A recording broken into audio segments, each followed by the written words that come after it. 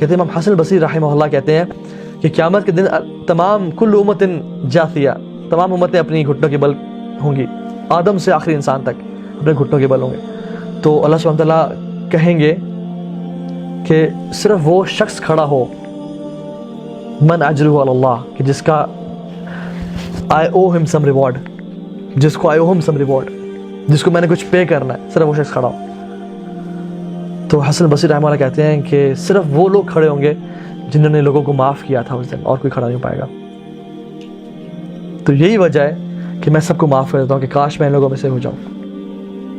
اور پھر انہوں نے ایک کمال کی بات کی، انہوں نے کہا بیٹے ہمیشہ یاد رکھنا اور کوشش کرنا کہ تمہاری وجہ سے اللہ سبحانہ وتعالیٰ کسی کو عذاب نہ دے. کتنی بڑی بات ہے یہ، کہ ہمیشہ ایسی حرص کرنا، کوشش کرنا کہ تمہاری وجہ سے اللہ رب العالمین کسی کو عذاب نہ دے.